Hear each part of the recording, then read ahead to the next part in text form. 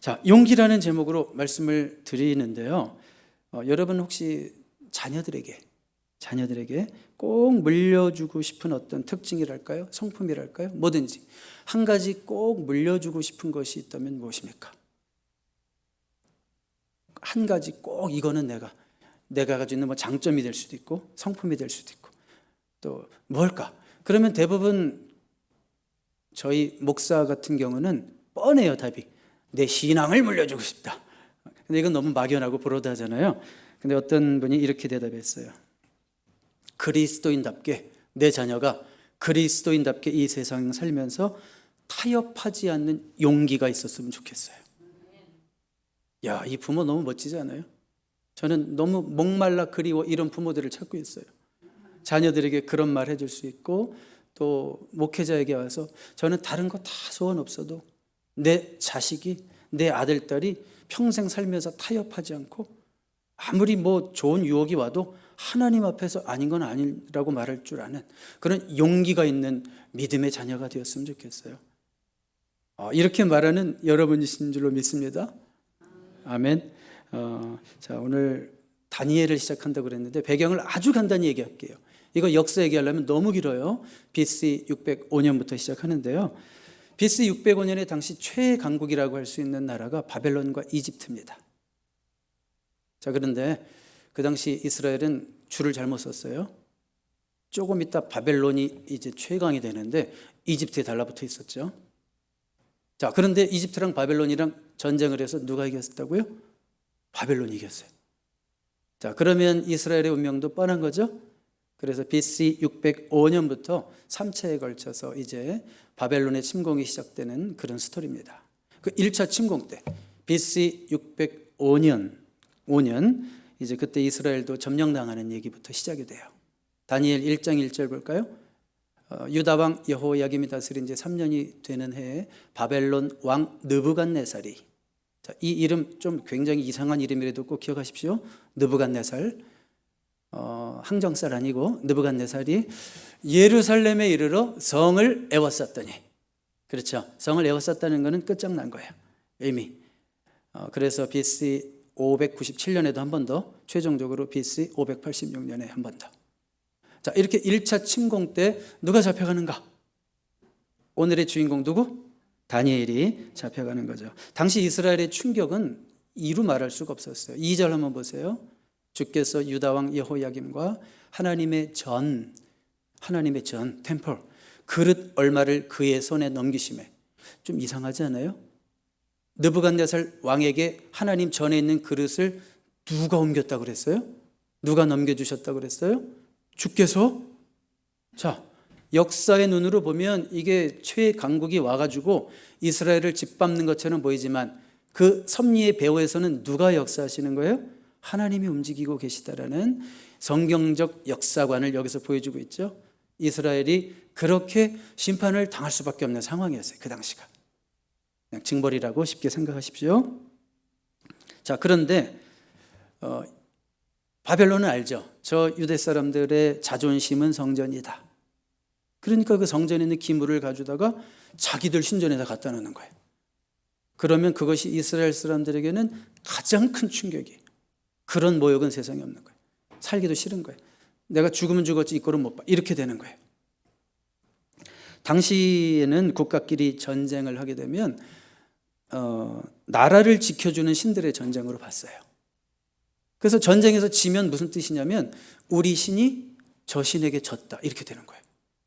그 당시에 신관이 그렇습니다. 그러면 바벨론에게 이스라엘이 졌다라는 건 뭐예요? 바벨론의 신들에게 하나님이 졌다, 그렇게밖에 이해할 수가 없는 거예요, 고대인들에게는. 그런 암울한 시대에, 그런 역사의 격동기에 태어나서 포로로 잡혀갈 때가 청소년이었어요. 15살 정도. 15살 정도의 청소년이었습니다. 자, 3절 4절 볼게요.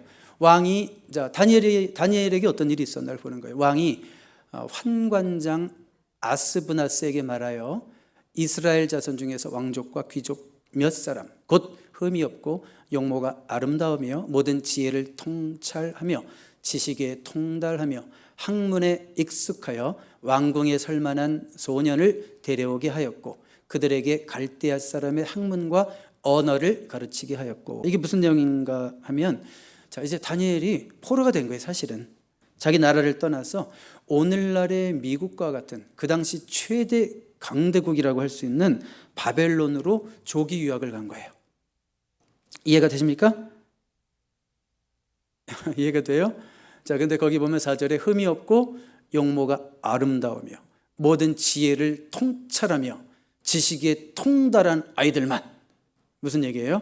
비주얼도 좋고 공부도 잘해서 바벨론 대학에 국비 장학금으로 발탁족이 입학했다, 그런 얘기입니다. 이해가 됐죠? 네, 자, 다시 집중해 주시기 바랍니다. 자, 이게 뭐냐면 바벨론의 인재 양성 정책이에요. 바벨론의 인재 양성 정책이다. 전 세계 인재를 다 뽑아오는 거예요. 전 세계 인재들을 뭐만 있으면 할 수 있냐면 돈만 있으면 할 수 있어요. 오늘 미국이 그 일을 하고 있어요. 사실은 전 세계 인재들을 다 뽑아와 가지고 자국의 핵심 인재로 키우는 거예요. 자국의 핵심 인재를 키우는 거예요. 중요한 연구소마다, 요즘식으로 말하면 중요한 연구소마다, 대학마다 전 세계 인재들을 다 들어오게 하는 거예요. 그렇게 되면 들어와서 특별히 어린 나이에 들어오면 이제 철저히 바벨론화 시킬 수 있다, 그런 얘기예요. 아주 그 똑똑한 인재들만 뽑아다가 철저하게 바벨론식 교육을 시키는 거예요. 그래서 이제 바벨론화 되면 이제 다시 속국으로 보내가지고 각 나라마다 친바벨론 정치 세력을 다 깔아놓겠다, 이런 얘기죠. 무슨 얘기예요? 전 세계를 바벨론화하겠다. 이거 사실 로마가 그대로 따라했고 오늘날 미국이 그대로 따라하고 있습니다. 자, 그러면 오늘 이 본문이 강조하고 있는 것은 다니엘과 세 친구들이 실력, 이제 다니엘의 세 친구들도 곧 나와요. 다니엘과 세 친구들이 실력이 출중해서 바벨론 인재 양성 정책의 혜택을 입었다, 요거를 말하는 건 아니겠죠? 제가 그 말 하려고 여기 섰겠어요? 그거는 아니겠죠? 그게 아니라, 자, 바벨론은 하나님 없는 땅을 말하는 거예요. 하나님 없는 땅 바벨론, 그 땅에서도 자기들이 해야 할 공부, 최고의 학문 공부를 다 하면서도 그들은 신앙을 지켰다, 이제 이 얘기를 하고 싶은 거예요. 자, 감을 좀 잡았습니까? 너무 좀 어려운 얘기인가? 나랑 상관없는 얘기인가? 자, 잘 들으시기 바랍니다. 네, 그럼 우리가 여기서 얻을 수 있는 교훈이 뭘까? 우리가 다니엘 1장을 통해서 얻을 수 있는 교훈이 뭘까? 첫 번째로요, 우리 다음 스크린 볼까요? 넥스트 스크린. 세상은 타협을 요구한다. 자, 우리가 첫 번째 얻을 수 있는 교훈은 그것입니다. 우리가 꼭 알아야 될 것, 세상은 반드시 우리 믿는 자들에게 타협을 요구합니다. 바벨론의 목표가 뭐였다고요? 그 똑똑한 유학생들 바벨론화 시키는 거예요. 너희들은 앞으로 니네들이 어떤 가치관을 따라서 살았든지 이제부터는 바벨론 가치관에 순응해서 살아야 한다, 이거를 지금 원하는 거예요. 자, 성경에서 바벨론은 제가 좀 아까 말씀드렸죠, 세상을 상징하는 거예요. 이 세상은요, 하나님의 백성들도 세상적 가치관을 따라 살 것을 계속 요구합니다. 여러분들 알게 모르게 여러분들이 접하는 그 모든 미디어 뭐 이런 거 하나도요, 우리가 세상적 가치관을 가지고 살 것을 요구받고 있는 거예요. 어떤 면에서 성경적 가치관에 배치되고 반대되는 그 모든 어떤 미디어가 우리에게 막 쏟아붓는 그 폭격들은 말하자면, 야, 너네들도 이런 세상적 가치관에 따라서 살아. 뭐 영화 한 편을 보고 미국 영화 한 편만 딱 봐도 어때요? 사랑하면 그냥 그날로 그냥 둘이 알아서 살아. 뭐 결혼을 준비해. 그냥 살면 되지. 이게 뭐예요? 젊은 애들이 보면서 이렇게 살아도 되는 거야 라는 가치관에 계속 폭격을 맞는 거예요. 그러나 성경은 뭐라고 그래요? 너희는 이 세대를 본받지 말라. 로마서 한번 12장 2절 볼까요? 같이 읽어볼게요. 시작. 너희는 이 세대를 본받지 말고 오직 마음을 새롭게 함으로 변화를 받아 하나님의 선하시고 기뻐하시고 온전하신 뜻이 무엇인지 분별하도록 하라. 여기 본받지 말라는 말을 영어로 보니까요, Do not conform to the pattern of this world라고 그랬어요. 이 세상에 돌아가는 패턴에 순응하지 말라고요. 컨펌하지 말라고, 기준을 지키라고 이렇게 말씀하고 있죠. 자, 오늘날 세상이 이런 방법을 써서 계속 세상을 본받아라, 본받아라, 본받아라 그렇게 이야기하고 있는데, 이미 오래전 바벨론이, 이미 오래전 2600년 전에 바벨론이 이렇게 신앙을 지키고 왔던 그 젊은이들, 유대의 젊은이들, 다니엘을 비롯해서 그 세 친구들에게도 똑같이 이런 방법을 쓰고 있는 거예요. 뭘 하나님의 뜻은 어디서, 하나님의 뜻이 어디 있어? 세상 가치관대로 사는 게 더 오히려 지혜로운 거지. 이렇게 자꾸 주입한단 말이에요. 오늘 대표 기도해 주신 분이 하나님의 뜻이 우리의 뜻이 되게 해 주시옵소서라고 하는 기도는 정말 제가 드리고 싶었던 기도예요. 오늘 말씀을 준비하면서 이렇게 이 세상은 계속해서 우리가 세상 뜻에 따라갈 것을, 세상 가치관에 순응할 것을 요구하고 있지만 그 가운데도 하나님의 뜻을 따라야 된다고 성경은 가르치고 있기 때문이죠. 이런 의미에서 다니엘과 그 세 친구들이 당한 것은요, 이 경험한 것은 굉장히 큰 시험이었습니다. 시험. 어떤 시험이었냐면 첫 번째로 분리의 시험이에요. 격리, 분리의 시험. 자, 여러분, 포로로 잡혀왔다. 무슨 얘기예요? 아이만 혼자 유학을 왔다. 무슨 얘기예요? 누구랑 떨어졌어요? 부모에게서 떨어졌죠. 부모의 영향권에서 떨어졌다는 얘기고요. 그들을 지도하던 신앙을 지도하던 지도자들로부터도 멀어진 거예요. 그리고 삶의 기준이 되고 그들의 삶의 일부였던 예배로부터도 멀어진 거예요. 바벨론에도 성전이 있던가요? 바벨론에도 회당이 있던가요? 나중에 회당이 생기기 시작하지만 바벨론은 아무것도 없단 말이에요. 그러니까 이게 분리, 격리의 시험이다. 부모의 영향권 아래에 있을 때야 얼마든지 부모 말 안 들었다 밥을 얻어먹을 수가 있나? 부모 말 들어야지 어떡할 거야? 교회 가야지 밥이라도 얻어먹으려면. 그러니까 뭔가 그러다 보면 그래도 자꾸 하나님 말씀 듣게 되고 환경 속에서 어떤 좋은 선한 영향력을 받고 하나님의 자녀들은 이렇게 살아야 되지라는 게 알게 모르게 막 스며든단 말이에요. 근데 아이들이 보통 고등학교를 졸업하면서 부모를 떠나고요, 지역을 떠나죠. 그런데 부모를 떠나고 지역을 떠나면서 신앙까지 떠나는 젊은이들이 많다는 현실 인정하시죠? 그리고 여러분, 우리는 사실 유학생들을 보고 있잖아요. 교회에서 유학을 오면서요, 한국에서 잘 믿던 어떤 장로님의 아들, 딸들 유학을 오면서 신앙도 버리고 삶이 엉망이 되는 아이들 너무 많습니다. 유학이라는 것이 무슨 꼭 내가 인생에 누릴 수 있는 쾌락을 즐길 수 있는 자유를 얻은 공간인 것처럼 착각을 하고, 부모가 돈은 되죠, 또 저 공부 잘하고 있어요 이렇게 둘러대면서 엉망진창으로 사는 청년들이 참 많다는 보고를 여러분 듣습니다. 이민 땅에 좋은 교회가 많아야 되는 이유죠. 그렇죠? 사실은 외로운 유학생활이 진짜 하나님을 만날 수 있는 기회가 됩니다. 최근에 우리 교회에 온 두 젊은 청년들은요, 평생 교회를 한 번도 안 다녀본 청년들이에요.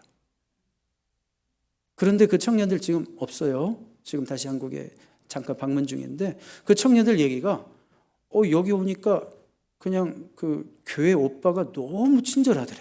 교회 오빠. 오늘 못 왔지만 우리 긍휼이 너무 친절하더래.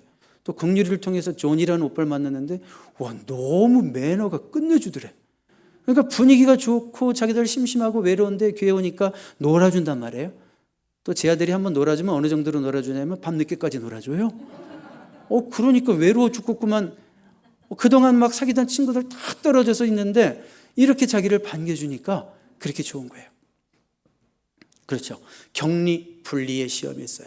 멀어지면 사람은요, 죄 지을 가능성이 높아지고요. 여러분 아십니까? 공항 대합실에서 크리스찬들이 제일 죄를 많이 진다. 예전에 이렇게 얘기하시는 분도 있었어요. 집안에서, 가정에서, 교회에서 잘 지내다가 이 대합실, 그 비행기를 타기 전에 대합실쯤 되면 이제 해방이다 이러면서 이상한 잡지 같은 거를 구해가지고 몰래 보기 시작하면서부터 또 여행 가면 누가 날 봐? 그러면서 막 싼대요. 그런 일도 있었대요. 여러분들이 그렇다는 얘기가 아니라, 그러니까 격리 분리의 시험이 있다는 거예요. 격리 분리의 시험. 자, 다니엘은 격리 분리의 시험을 이겼죠. 당연히 이겼죠. 자, 두 번째 어떤 시험이냐면 쇠뇌의 시험이 있어요. 쇠뇌, indoctrination, test of indoctrination, brainwashing. 자, 1장 4절 하반절 볼까요? 그들에게 갈대아 사람의 학문과 언어를 가르치게 하였고, 여러분 어려서부터 율법을 배우고 성경을 배웠던 아이들입니다. 이렇게 미진이처럼 어려서부터 하나님의 말씀을 잘 배우고 아주 예쁘게 자라나온 청소년이잖아요. 그런데 갈대아인의 언어와 문학을 3년간 집중적으로 가르칩니다. 이건 단지요 학문적으로 훈련하겠다는 의미가 아니에요. 그들의 사상을 심어서 하나님의 신앙을 빼내겠다, 그런 얘기예요. 그들의 하나님 유일신 사상, 그 머릿속에 그들의 그 바벨론의 범신론 사상을 심어서 유일신 사상을 빼내겠다, 이런 거예요. 여러분 고고학을 연구해 보면 다니엘과 세 친구들이 배운 그 많은 바벨론 학문에는 어떤 것들이 있냐면 이런 거, 점술학, 점성술, 애스트롤러지. 오늘날 점치고 하는 것들이 그 점성술이잖아요. 그러니까 미신적인 것들이 많았다, 이렇게 얘기합니다. 그러니까 어려서부터 율법만 알고 하나님 말씀만 알던 아이들이 갑자기 뭐 점성술이니 점을 치는 얘기를 하질 않나, 이런 막 세상 미신적인 학문들이 머릿속에 들어온다는 거예요. 3년간의 그런 과정을 통해서 이들의 정신을 완전히 빼앗아 버리겠다. 이게 바벨론의 정책입니다. 그리고요 6절 7절 가볼까요? 그들 가운데는 유다 자손 곧 다니엘과 하나냐와 미사엘과 아사랴가 있었더니, 이 이름들은요 히브리식 성경적 이름입니다. 환관장이 그들의 이름을 고쳐 다니엘은 벨드사살이라고, 하나냐는 사드락이라고, 미사엘은 메삭이라고, 아사랴는 아벳느고라 하였더라. 바뀌어진 이름은 다 바벨론식 이름입니다. 다니엘은 예를 들면 God is my judge, 하나님은 나의 심판자시고 나의 판단자시고 항상 그런 뜻이거든요. 그런데 그 이름이 뭐로 바뀌었다고요? 다니엘이 벨드사살, 벨 이거 바벨론의 신이에요. 뜻은 뭐냐면 May Bel protect the king. 우리의 위대한 신 벨이 우리 왕을 지켜줄 거다. 그러니까 이름 자체가 벌써 이 성경적이지 않죠? 바벨론식이라는 거 알 수 있겠죠. 보통 지배민족이 피지배민족에게 이런 일들을 하잖아요. 우리도 뭐 일제하에서 창씨개명을 당했던 그런 아픈 역사가 있잖아요. 자 보십시오. 지금 이름도 바뀌었죠. 그리고 세상 학문을 강제로 주입당하고 있습니다. 다니엘과 세 친구들은, 자 한번 질문해 볼까요? 세상 학문 배우는 거 거절했어요? 안 거절했어요? 아직 모르지만 거절했을 것 같아요? 안 거절했을 것 같아요? 안 거절했어요. 다 배웠어요. 세상 학문 거절하지 않았습니다. 배울 것은 다 배웠습니다. 여러분 잘 들으십시오. 학문과 지성이 하나님을 섬기는 데 걸림돌이 되지 않습니다. 학문과 지성이 하나님을 섬기는 데 걸림돌이 되지 않습니다. 여러분 자녀들 꼭 믿음을 지키기 위해서 아이들을 꼭 미션 스쿨에 보낼 필요 없습니다. 자신이 없고 용기가 없으면 보낼 필요가 있는 경우도 있어요. 그렇지만 꼭 자녀들을 신앙이 혹시 안 좋아지 어떤 이상한 거 들어올까 봐 미션 스쿨 보내야 된다는 강박관념 가질 필요 없습니다. 그러나 어디서 배우든지 세상 학문을 해석할 수 있는 성경적 틀이 우리 자녀들에게 있느냐, 이게 굉장히 중요합니다. 저는 우리 세 자녀들 미션 스쿨 한 번도 안 보냈죠. 유학 시절에 아들만 학교 갈 데가 없어서 1년 잠깐 유치원 다닌 거 외에는 한 번도 미션 스쿨 가본 적 없죠. 그런데요, 어떤 걸 느꼈냐면 우리 아이들이 세상 아이들과 접촉을 하니까, 목사 아들이잖아요. 목사 딸이고, 목사 딸로서 목사 아들로서 세상에 자꾸 접촉을 하고 세상적인 가치관에 계속 접촉을 하다 보니까 질문이 생기는 거예요. 퀘스천이 생기고 거기서 답을 찾아가려고 노력을 하는 아이들이 되더라고요. 머리가 돌기 시작하는 거예요. 이것이 하나님이 보실 때는 어떨까? 성경이랑은 왜 이런 식으로 왜 이렇게 디베이터블한 일들이 생길까? 나는 분명히 하나님을 믿는데 이 아이들에게는 어떻게 설명을 해야지 이 아이들이 예수를 믿을 수 있을까? 이런 고민을 하더라고요. 자, 그러니까 세상 학문을 거부하지 않았습니다. 중요한 거는 그 모든 세상 세속 학문, 하나님 떠난 학문일지라도 성경적 틀로 그것을 해석할 줄 알고 성경적 시각으로 그것을 바라볼 수 있는 눈이 있다면, 기독교적 관점에서 소화할 수 있는 아이들이 된다면 오히려 세상 학문은 세상을 섬길 수 있는 도구가 되는 거예요. 그렇죠? 좋은 학교도 보내시고 실력이 되면 아이들이. 그래서 그렇지만 무엇보다도 이 아이들이 정말 믿는 아이로서 그 학문의 현장에 있는가를 점검해 볼 필요가 있는 거죠. 그런 쇠뇌 시험 속에서도 우리 다니엘과 세 친구들은 꺾이지 않았다. 그런 얘기죠. 또 어떤 시험이냐면 이들에게는 타협의 시험입니다. A test of compromise. 5절 보세요. 또 왕이 지정하여 그들에게 왕의 음식과 그가 마시는 포도주에서 날마다 쓸 것을 주어 3년을 기르게 하였으니 그 후에 그들은 왕 앞에 서게 될 것이더라. 자, 왕이 지정하여 그들에게 뭘 줬다? 왕의 음식과 왕이 마시는 포도주를 주었습니다. 최고의 메뉴입니다. 최고의 메뉴. 왕의 음식. 한 번 평생 먹어보지도 못한 음식 주어졌습니다. 여러분, 이름 바꾸라고 그러는데 뭐라고 안 했어요? 다니엘. 오케이. 이름 바꿔요. 오케이. 그리고 이 학문 배워. 오케이. 점성술 배워. 오케이. 바벨론 역사 배워. 오케이. 다 오케이. 근데 이 음식 먹어. No. 그렇죠?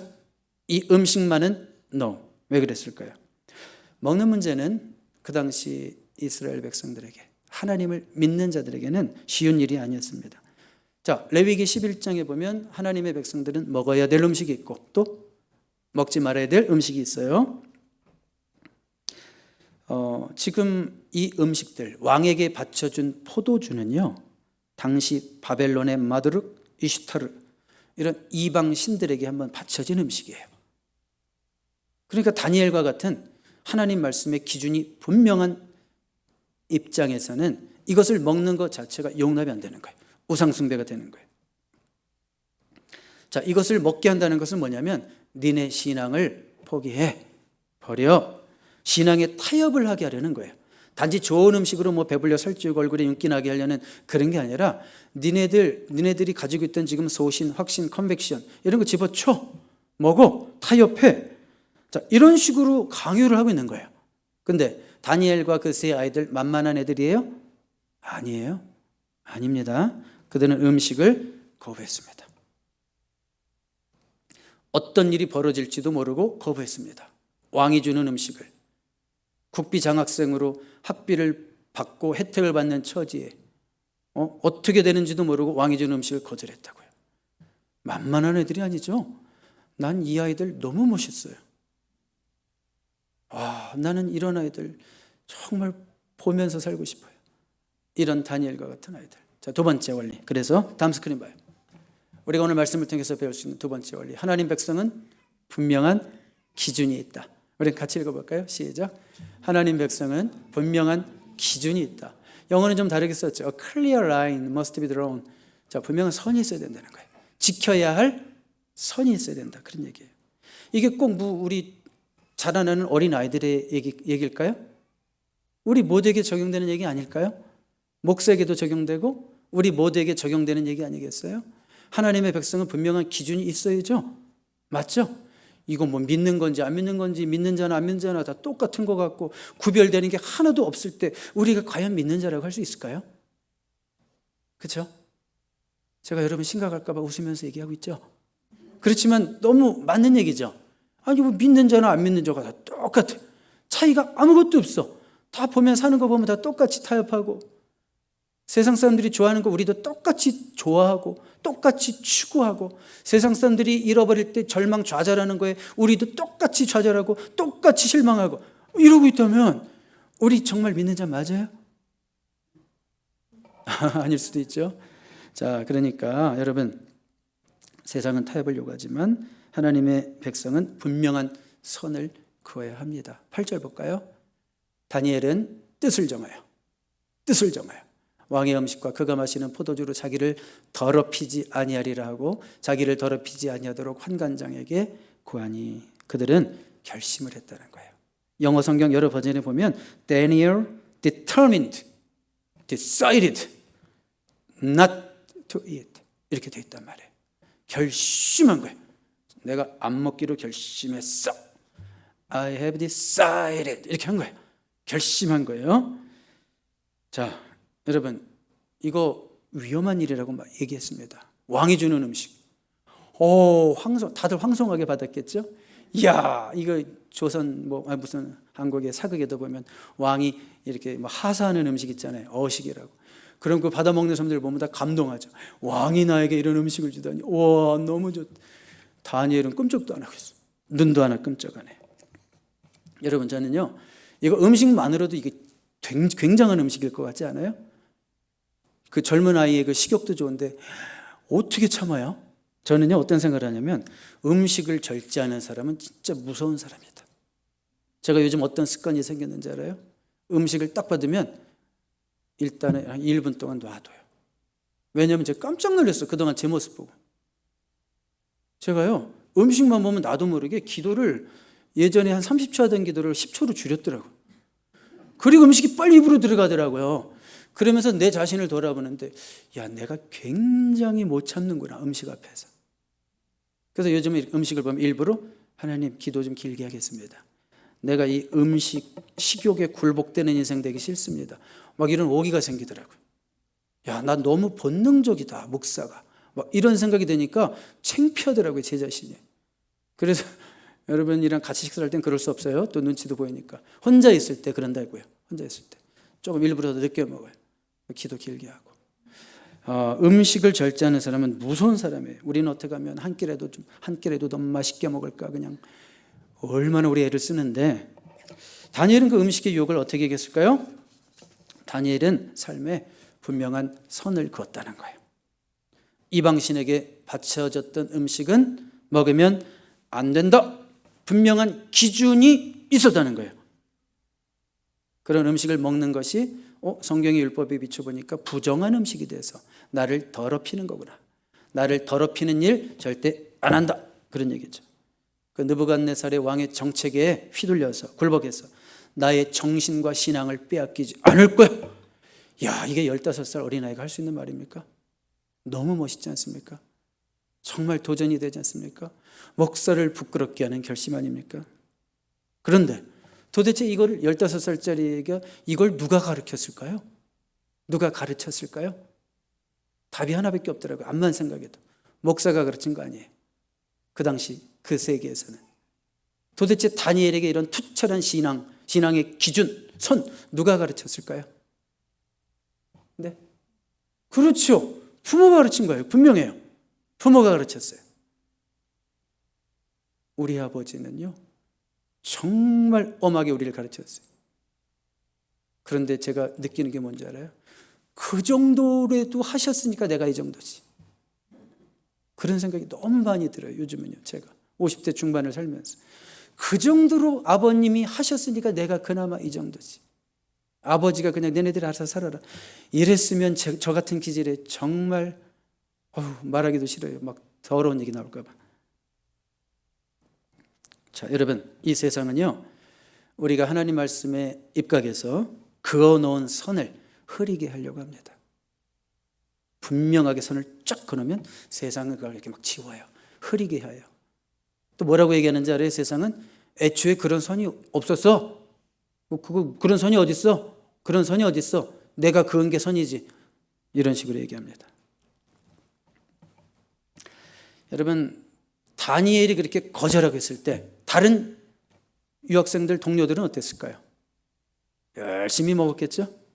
그렇죠? 모두가 그 일을 하고 있을 때 나만 안 하는 거 너무 힘들죠? 그때 느끼는 어떤 외로움, 또 peer pressure, 친구들의 압력, 그 압력들을 어떻게 이겼을까? 여러분, 청소년들이 제일 이기기 힘든 것 가운데 하나가 peer pressure, 동료들의 압력입니다. 누군가 옆에서 다니엘에게 이렇게 얘기했을 수도 있어요. 야, 너는 뭐가 그렇게 뻑뻑하니? 야, 고향에서 우리가 지금 650마일 떨어진 거 알아? 야, 네 부모가 달려와서 보겠냐? 뭐가 그렇게 뻑뻑해? 한번 그냥 해. 뭐 이런 거. 그런 압력이 있었겠어요? 없었겠어요? 당연히 있었죠. 당연히 있었죠. 민감한 청소년기에 다수가 선택하는 것을 내가 선택하지 않고 지낸다는 게 쉬운 일이 아닙니다. 교회 다니면서 이것도 안 하고 저것도 안 하고 막 이러면 꼭 내가 덜 멋있는 것 같다는 생각이 들어요. 쟤네는 뭐 나만 꼭 자유가 없는 것 같아. 교회 다니니까 뭐 이것도 못하고 저것도 못하고 왠지 그런 것 같아. 꼭 멋이 없는 것 같아. 그런 데서도 소신을 지킨다는 게 쉽지 않을 수도 있다. 그런 얘기죠. 제임스 답슨이라는 아주 훌륭한 가정사역자가 있어요. 어느 연구팀의 실험을 소개하고 있는데요. 실험의 대상은 10명의 청소년들이었습니다. 뭐라고요? 실험의 대상은 10명의 청소년들. 자, 어떤 실험이냐면 이제 스크린에 선이 3개가 뜹니다. A, B, C. 근데 A, B, C 중에서 B선이 제일 길어요. B선이 제일 길어요. 그런데 이제 이 연구팀에서 전문 의학 연구팀이라고 얘기를 하더라고요. 연구팀에서 사전에 그 10명 중에서 청소년 10명 중에서 9명을 미리 만나가지고 뭐라고 얘기했냐면 여기 B가 길지만 너희들은 A가 제일 길다에 손을 들어달라. 실험이니까. 분명히 B가 더 길지만 A가 제일 긴 사람 손 들어봐 그럴 때 너희들 손을 들어달라. 이렇게 시킨 거예요. 실험이 시작되었습니다. A가 제일 길다고 생각하는 사람 손 들어보세요. 그랬을 때 9명이 손을 번쩍 들었어요. 한 명은 속으로 웃었어요. 쟤네들 미쳤나 봐. B가 분명히 훨씬 더 긴데 아니 왜 A의 손을 들어? 그런데요, 이 실험을 계속 반복하는 거예요, 연구팀에서. 자, 다시 할게요. 자, A가 제일 길다고 생각하는 사람은 손 들으세요. 9명이 또 막 손 들었어요. 그러니까 이 한 명이 좀 이렇게 쳐다보기 시작했어요. 계속 반복했어요, 실험을. 그러니까 이 한 명이 어떤 생각을 했냐면 내가 잘못됐나? 내가 혹시 저 연구팀의 디렉션을 잘못 들었나? 이렇게 흔들리기 시작하더래요. 그리고 실험을 계속 반복했어요. A가 제일 길다고 생각하는 사람 손 들어보세요. 그럼 마지막 한 명이 손을 들더래. 손을 들더래. 자기가 믿는 바 이것이 옳다라는 것을 스스로 꺾었다, 그런 얘기죠. 그래가지고요 계속 이제 그 실험 대상들을 바꿔가면서 또 다른 10명을 또 그렇게 똑같이 또 다른 10명을 그렇게 똑같이 계속 실험을 했대요. 최종적인 결과 통계적으로 어떻게 나왔나 보는 거예요. 80%는 굴복하고 20%는 끝까지 자기 소신을 지키더래요. 아무리 실험을 반복해도 80%는 다 굴복을 하더래요. 다수가 메저리티가 그냥 옳은 거구나. 많은 사람이 그렇게 사는 거 보니까 그렇게 사는 게 옳은 거구나. 그렇게 선택한 거 보니까 그게 옳은 거구나. 이렇게 얘기를 했는데 제 눈에 확 띄는 건 뭔지 알아요? 20%. 누가 뭐라 그래도 아니지, 이게 옳지. 아니 어떻게 저게 더 길어? 이게 더 길지. 끝까지 소신을 지킨 20%가 나는 너무 좋더라고요. 여러분 어때요? 그렇게 용기 있게 다수가 틀린 것을 얘기해도 옳다고 생각하는, 어려서 내가 하나님 말씀을 통해서 배운 그것이 옳다는 것을 지지할 수 있는, 선택할 수 있는 자가, 그 소수가 바로 저와 여러분이기를 바랍니다. 그리고 여러분의 자녀이기를 바랍니다. 자신 있게 No! 라고 말할 수 있는 자녀들로 키우시기 바랍니다. 그렇게 하고 계시죠? 자신 있게 어떤 상황에서는 No! That's not right. That's wrong. No도 아니고 No thank you. 이것도 좀 가르치고. 너무 무례하면 안 돼, No 할 때. 그러니까 No thank you. 혹은 어떨 땐 또 단호해야 돼. N-O-P-E. Not! 이렇게도 말할 수 있는 자녀로 키우셔야 돼요. 어떤 아이가요 마리아나 파티에 초대를 받았대요. 마리아나 파티. 우리 동네에서도 종종 있습니다. 제가 우리 동네를 너무 많이 걸어 다니잖아요. 마리아나 하는 집을 알 정도예요. 냄새 때문에. 쭉 걷다 보면 몇 집이 있어요. 그 파티에 초대하는 친구에게 이렇게 말한 청소년이 있어요. 오, 마리아나 파티? Sounds good to me. 듣기 좋은데 근데 나 오늘 저녁에 목사님이랑 미팅 있는데 너도 좀 같이 갈래? 마리아나 파티를 가겠다는 게 아니라 오늘 나 저녁에 목사님이랑 미팅이 있어. 할 일이 있거든. 혹시 너 나랑 같이 갈래? 이랬대요. 무슨 얘기예요? 얼마나 멋있어요, 거절이. 거절을 하면서도 얼마나 멋있어요. 여러분, no라고 말하면서도 얼마든지 유머 있고 쿨한 아이가 될 수 있다는 거예요. 왜 거절을 못해요? 내가 꼭 멋없는 널드처럼 보일까 봐 두려워하는 거 아닙니까? 자, 여러분 성경을 보시면 다니엘과 이스의 친구들이요, 이 음식을 먹을까 말까 먹고 이렇게 갈등했다는 흔적이 있을까요, 없을까요? 이거 되게 중요한 질문인데 이거 먹을까 말까 이렇게 갈등했다는 흔적이 있을까요, 없을까요? 없죠. 전혀 없습니다. 왜 그럴까요? 이 문제에 대해서는 이미 확고한 기준이 서 있다, 그거죠. 이 문제에 대해서는 이미 I have decided, 확고한 기준이 서 있다니까요. 갈등한다는 건 무슨 뜻일까요? 갈등한다는 것은 양심은 남아있지만 확고한 기준이 없다, 그런 뜻이에요. 갈등한다는 것은, 여러분, 저는 성도들 중에 그런 말 하시는 분 얘기 들으면 참 좋아요. 아, 목사님 걱정하지 마세요. 저는 그 부분에 대해서는 이미 딱 정해졌어요. 우리 김아무개 집사님이 잘하는 얘기 있어요. 아, 저는 제 인생의 방향이 정해졌어요. 중간에 뭐 넘어지기도 하지만 방향이 정해졌어요. 아, 이렇게 말하는 거 들을 때도 참 기분 좋고. 목사님 걱정하지 마세요. 전 그 부분에 대해서 타협하지 않아요. 저 목사님이 걱정하는 것처럼 그렇게 연약한 사람 아니에요. 어린이 아니에요. 왜 이렇게 맨날 주일학교 애들 보듯이 나만 보면 걱정하고 그래요. 이런 분들이 있더라고요, 가끔. 그렇게 말하는 분이 너무 저에게는 멋있고 위로가 돼요. 이야, 괜히 걱정했네. 저렇게 이미 딱 정해놓은 인생, 뜻을 정한 인생인데. 자, 이제 타협하지 않고 그들은 왕의 음식을 거절하고 이제 뭐를 먹어요? 10일 동안 테스트 삼아서 그냥 자기들이 먹던 채식을 먹습니다. 꼭 채식만 해야 되는 것이 성경적이다, 그런 뜻이 아니라 하나님께서는 왕이 주는 그런 진미를 먹지 않아도 이런 풀떼기만 먹어도 그들보다 더 건강할 수 있다는 것을 증명해 주신 그런 거였죠. 채식을 한 결과 15절 보겠습니다. 열흘 후에 같이 읽어봐요. 시작. 열흘 후에 그들의 얼굴이 더욱 아름답고 살이 더욱 윤택하여 왕의 음식을 먹는 다른 소년들보다 더 좋아 보이더라.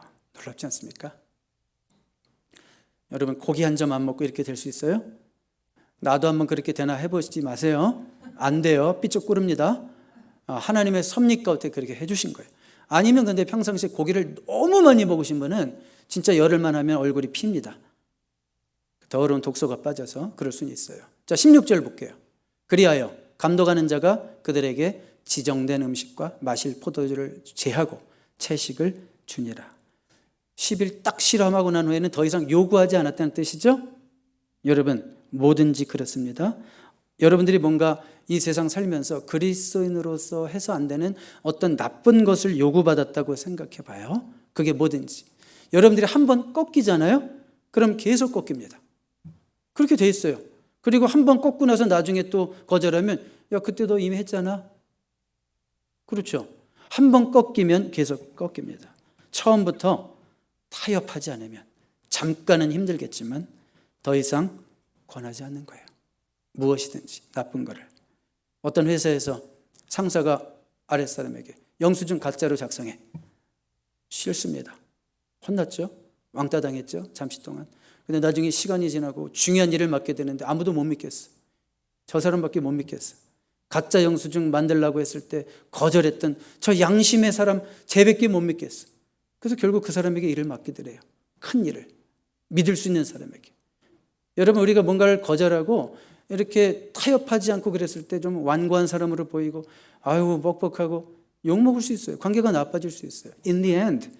그러나 결과적으로 나중에는 그 사람이 인정받게 될 줄 믿습니다. 그런 이 시대의 양심이 저와 여러분 될 수 있기를 바랍니다. 그럼 세 번째 포인트 마지막으로 보겠습니다. 다음 스크린 볼까요? 한번 이거 뚜리입니다. 뚜리. 시작. 타협하지 않는 인생에게 보답하신다. 아니 이렇게 그냥 열심히 타협하지 않고 신앙을 지켰는데 순교를 당했다. 제가 얘기할게요. 시험 받지 마십시오. That's okay. 제가 신앙을 지키다가 순교를 당했다. That's okay. 왜 제가 That's okay라고 그랬을까요? 구원을 빼앗겼습니까? 천국을 못 갑니까? 아니죠. 얼마나 많은 분들이 예수 믿다가 그 복음을 위해서 순교했습니까? 그들은 저주받은 인생입니까? 축복받은 인생입니까? 순교는 아무나 합니까? 순교는 하나님이 허락하셔야지 하는 거죠. 그러니까 타협하지 않고 살아서 순교지에서 뭐 창에 맞아서 죽었으면 that's okay.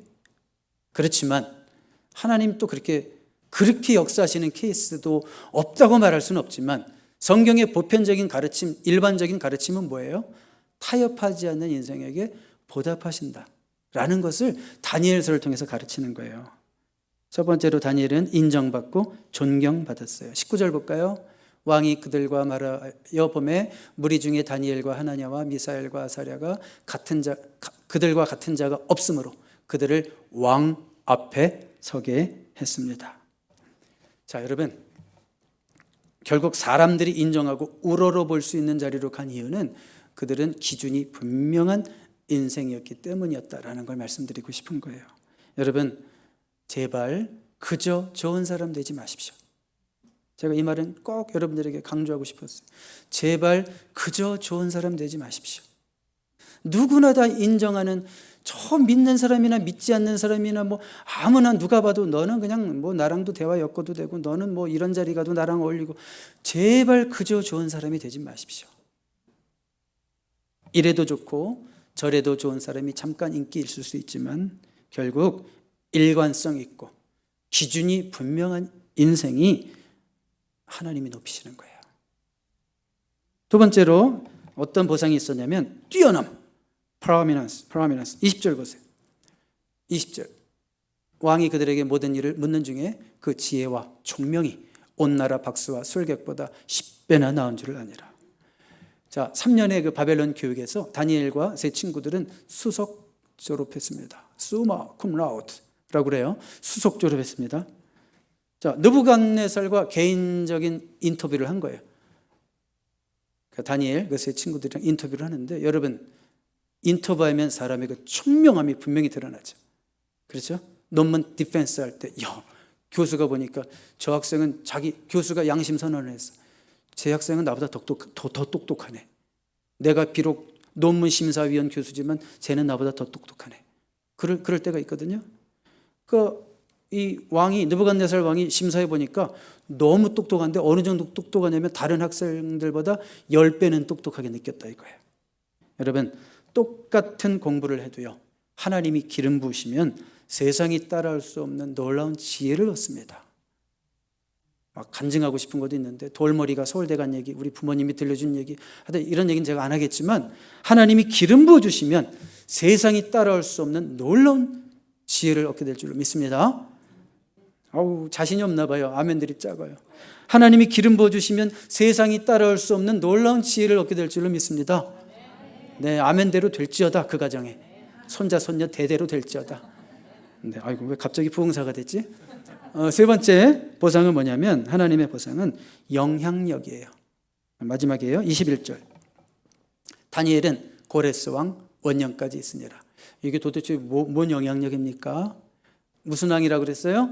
고레스 왕. 어느 왕에서 시작했어요? 느부갓네살 왕. 왕이 6번 바뀌었습니다. 왕이 6번 바뀌었습니다. BC 605년에서 BC 536년까지 세월이 가고 왕은 바뀌고 나라가 바뀌고, 다니엘은 지속적인 영향력을 행사했어요.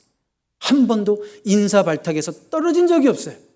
항상 스카우트 1순위, 계속 그 자리를 지켰어요.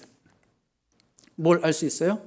15살 때 다니엘이 했던 선택은 잠깐의 선택이었나요? 뭣도 몰라가지고 그냥 어린 것이 그냥 괜히 만용으로 했던 선택이었나요? 아니요. 그때부터 80이 넘을 때까지, 그 정계를 떠날 때까지 끊임없이 똑같이 일관되게 살았어요. 똑같은 영향력을 가지고 살았어요. 바벨론과 페르시아라는 거대한 메데바사 두 제국을 거치면서도 한 번도 탁월한 정치 행정가로 밀려난 적이 한 번도 없었다는 얘기예요. 자, 보세요. 다니엘의 정치 생명이 길었던 이유가 뭐예요? 아주 분위기 파악 잘하고 어디 붙을까 저기 붙을까 이번에는 어느 당인가, 이게 아니라고요. 오히려 자신의 구별된 삶을 포기하지 않고 일관성 있게 기준을 지켰기 때문에 하나님이 그를 들어 쓰신 거예요. 저는 이렇게 쓰임받는 많은 신앙의 인재들이, 이 세상의 미국의 인재들이 여러분들의 자녀 가운데, 여러분들의 손자 손녀들 가운데 양산되기를 주님의 이름으로 축복합니다. 결론을 내리겠습니다. 용기란 무엇일까요? 오늘 제목이 뭐였습니까? 설교 제목이 용기. 용기란 기준이 분명하지 않은 세상 속에서 분명한 기준을 갖고 사는 것이 용기입니다. 이게 용기인 이유는 이렇게 사는 것이 우리에게 불리할 때도 있기 때문입니다. 그럼에도 불구하고 기준이 분명하지 않은 세상에서 나는 하나님을 택했기 때문에 나는 기준이 분명한 인생을 살기로 결심했어 하고 그렇게 사는 것이 용기입니다. 하나님은 그렇게 사는 인생을 충분히 복 주실 수 있다는 것을 다니엘을 통해서 우리에게 가르쳐 주시고 싶은 겁니다. 여러분, 마지막으로 한 가지만 얘기할게요. 세상에는 온도계 같은 사람이 있고 온도 조절 장치 같은 사람이 있어요. 터모미터 같은 사람이 있고 터모스tat 같은 사람이 있어요. 온도계는 뭐예요? 뜨거우면 온도가 올라가고 차가우면 온도가 내려가고, 온도계 같은 사람은 뭐예요? 상황에 따라서 상황이 이러면 이 상황 따라가고 또 저 상황이 되면 저 상황 따라가고, 온도계 같은 사람. 그런데 온도 조절 장치는 여러분 집에 다 달려있는 거, 집안에. 그건 뭐예요? 더워. 75도로 딱 맞춰놨어요. 그러면 바깥 온도가 100도래도 누가 따라와요? 바깥 온도가 따라오죠. 집안으로 75도로 바뀌죠. 내가 기준을 75도로 정해놓으면 75도가 되죠. 온도 조절 장치 같은 인생이 있다는 거예요. 주변이 아무리 바뀌어도 기준을 정해놓고 결국은 세상이 따라오게 만드는 인생, 온도 조절 장치 같은 인생으로 저와 여러분 쓰임받을 수 있게 되기를 주님의 이름으로 축복합니다. 기도하겠습니다. 하나님 아버지, 감사합니다. 다니엘은 영향력 있는 인생을 살았고 환경을 변화시키는 인생을 살았습니다. 그 이유가 그에게는 믿음의 선과 기준이 분명한 인생이었기 때문인 것을 우리가 보았습니다. 하나님, 우리의 자녀들을 용기 있는 믿음의 자녀들로 키우기를 원합니다. 선명한 기준이 있는 자녀들로 키우기 원합니다. 내가 먼저 부모로서 분명한 기준이 있는 인생을 살고 싶습니다. 그러므로 하나님이 복 주시는 우리 가정들 다 되기를 원합니다. 예수 그리스도의 이름으로 감사드리며 기도드립니다. 아멘.